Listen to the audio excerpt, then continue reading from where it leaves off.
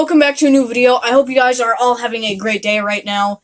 Today we're going to be reviewing the LEGO Star Wars 2022 Boba Fett's Throne Room, or as Star Wars designers would like to call it, Boba Fett's Throne Room. And it retails in the United States for $100 US. Let's get into the review and find out if it actually is worth that $100 price tag that LEGO is releasing it at. If you guys do enjoy the video at any point, make sure to leave a like. It really makes my tummy feel great inside, and if you do subscribe, you can make my heart feel great inside as well. Let's get into the review. The first minifigure is Boba Fett. He is the same one that we have gotten in the Book of Boba Fett type of armor, and he does come with the same ordinary blaster with the lightsaber hilt on the bottom. The base leg color is in gunmetal gray, which is a really nice detail. You can see some of the black little details there for his skirt and whatnot, and the belt has some really nice details as well, and I really like that dark green kind of armor look to him, with the black kind of in the background for his torso color. And then the arm printing is also magnificent with the Mandalorian symbol right there. And then the helmet is the same that we've gotten. Unfortunately, LEGO has not changed the color to a more dark green look, so that is the one downside, as well as the jetpack, but I really do like that orange striping detail with the rangefinder, and under that helmet we will see that printed face, which is really nice as well, and on the back of that head, there's some more scarring, which I really do like that LEGO did to that minifigure. So overall, really solid minifigure. The next minifigure is Fennec Shand, Boba Fett's pretty much assistant. She does come with a sniper rifle with that lightsaber hilt on the end there, and then you also have some yellow detailing for her legs there, with some also really nice arm printing. I like how LEGO is consistently making more minifigures with arm printing, so thank you for that. And we also have some kind of silver detailing on her torso, which is really nice, and the back printing has some more silver. And the face is pretty good, but I don't think the hair is that accurate to Fennec Shand in the show, but that is just how it is with LEGO, and there is a back face with a more smiley face. Unfortunately, the only downside of this minifigure, in my opinion, is the no helmet inclusion, which is unfortunate, but it is what it is. The third minifigure is Bib Fortuna, and his accessory is a little staff that we see with him sitting on his throne, and you might be wondering how this new head mold compares to the old one, and thankfully I have the old one just to show you how much bigger the new one is, because, well, they wanted to represent the more obese side of Bib Fortuna in the show. Unfortunately, we did not get a new torso mold, because as you can see in the show, he is a little overweight, but the torso printing is excellent. I really do think LEGO knocked it out of the park on this one. The back printing is also really nice, and as you can see, the second face is, I just got shot face. And, so yeah, and there's his, oh hey, it's Boba Fett, coming to kill me, oh boy. So, that's his, normal face. So overall, I really do like this minifigure, and it's kind of one of those, like, I don't know, funny minifigures because of his weight. The fourth minifigure in this set is exclusive, along with that Bib Fortuna, and this is a Thelan Dancer. This is the first look that we have of this minifigure, because LEGO has never made it, but otherwise, I think it is just a really cool minifigure, and the hair really pops out, so it makes it an even cooler minifigure. You have some toe printing on there, along with some more printing, so the torso looks really nice as well, and the back is also really cool as well. And, the whole face print, there you go. It is kind of covered up by the hair on some details. The second face is a more angry face, not sure why, but anyway, really cool minifigure, and I think this one stands out as one of the best in the set, just because we never got it before. Another exclusive minifigure on our list is called the Corrin, and again, a really cool minifigure to have, because we have never gotten it before in a LEGO Star Wars set. And the legs have some nice printing with the robes and whatnot, and the back printing is also really solid, and you might not see the torso printing.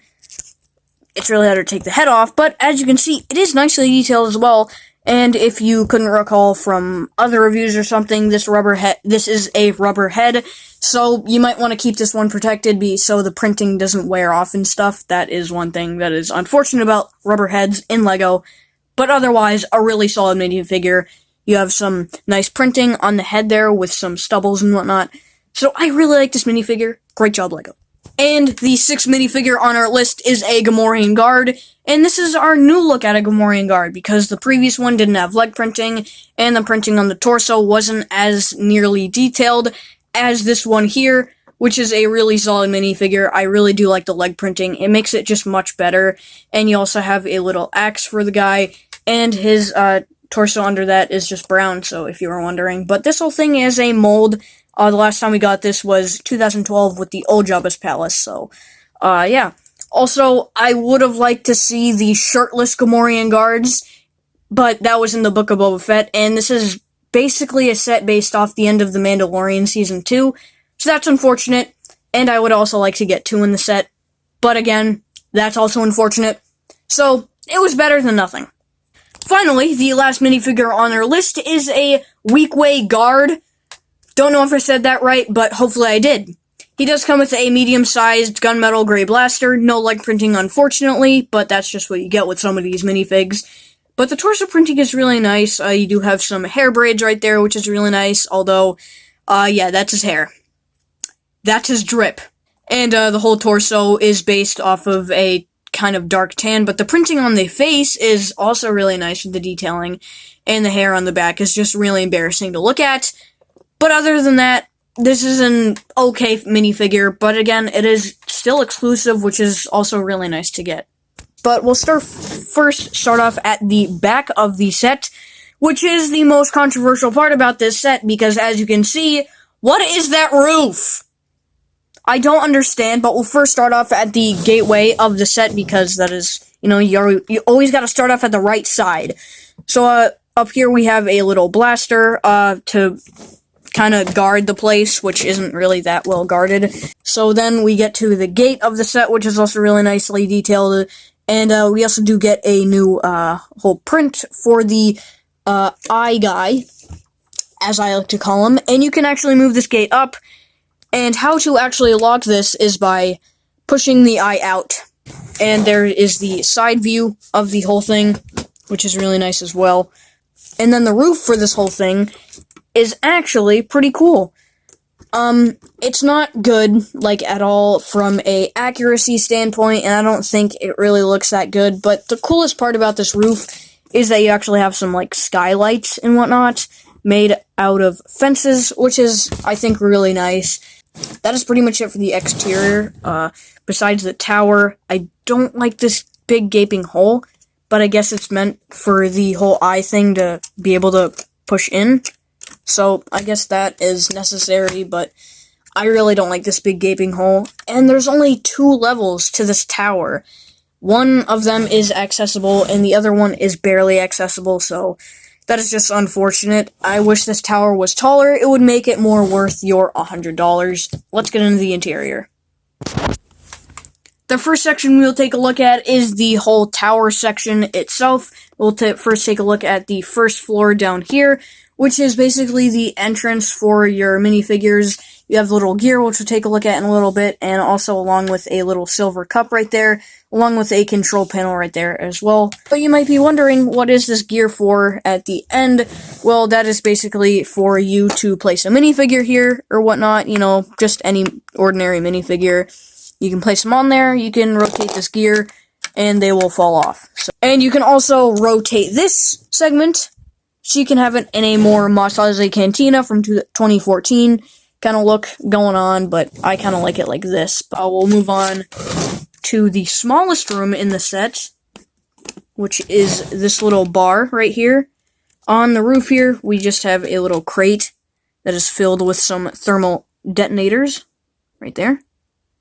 Pretty nice. I think there's about 3 in there or so, which is also really nice to get. And then for the whole, basically bar area, you got a little silver cup detail right there. And, you have 2 seats to basically seat your minifigures, but it is a little hard to get in there. And, unfortunately, it is not a removable roof. The whole throne room area, and, you can just totally take this whole thing out, like that. Which I think most people are gonna do. They're just gonna take this out, and then they're just gonna display it somewhere else on their shelf, or their, desk or something. which I think is a little, it's a nice feature to have, just to remove this whole thing. And then you have a few Beskar things right there with some blasters and whatnot. And now over here, you can actually, to make it easier on ourselves, we can just totally open this whole thing up. Look at that! So you have some chicken roasting on a little fire there. You got a little table with a cup. You got some bones, maybe that Jabba or Bib Fortuna just totally ate because both of them are fat and obese. You have a little crate over there. It's a little hard to see, but I'm pretty sure there's like a blaster or something in there, but I don't know. You got a little pipe right here and whatnot. You have a control panel, and there's also some drinks and a pot and, you know, a faucet or whatnot. I'm pretty sure these are supposed to be lights. I could be wrong in there. And that's pretty much it for the whole interior for the back. Again, that can easily open and close just by a clip and a hinge.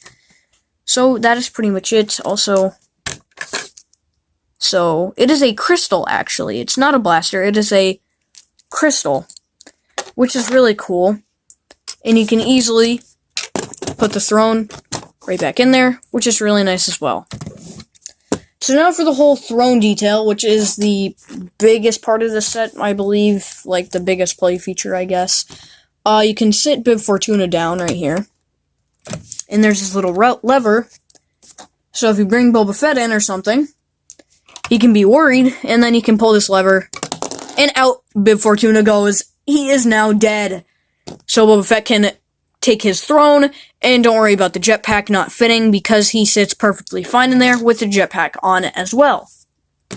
You also have a few stickers up here on the ceiling area, which was really hard to line up, because if you do it like the set, there's just going to be a huge gap right in the middle. I'm not sure why they do that. Just make it one sticker segment, like, don't make it two.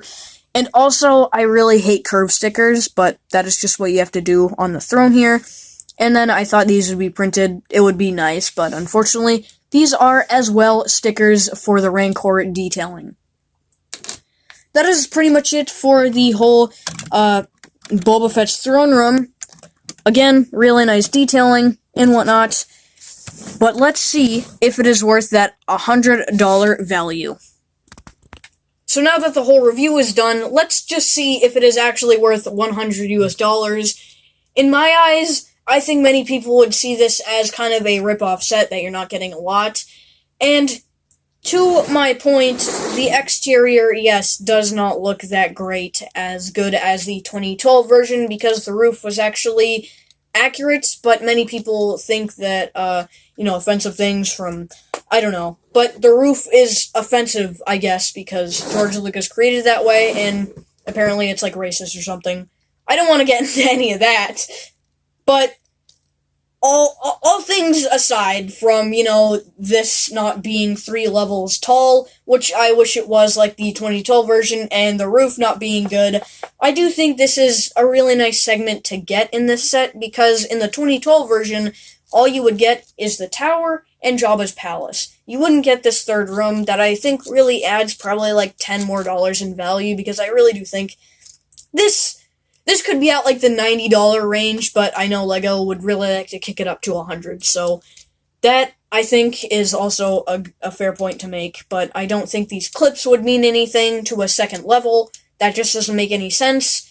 Please stop thinking that, because I really don't think that's going to happen. I think the minifigures are also really nice to make a scene, if you're a kid, You got enough minifigures in this set, and 5 of them are exclusive, which is also really cool. So I would say this is worth $100, and I know many people are finding it at, like, Costco or something for a lot cheaper than that, like $90 to $80. So, buy that. If it's like $90 to $80, buy it. But yeah, I would consider this one. It is a really nice one, especially if you don't have the 2012 version. So, really nice, but again, I think many people are just going to take this and put it right there on their desk and just throw this in a bin or something. I don't think that many people really care about this, because it's just not It's just not superior like the 2012 version. So yeah, those are finally all my thoughts. I know I had a lot of thoughts about this set because it can be controversial. It's one of the most of the year. But yeah, that is pretty much it. Thank you guys so much for watching this video. If you did enjoy, make sure to leave a like on it. And please do subscribe. Turn those notifications on. I haven't said that, but yeah. I haven't said like ever. Turn the notifications on if you want to stay up to date with all the latest LEGO Star Wars news and content. Bye for now.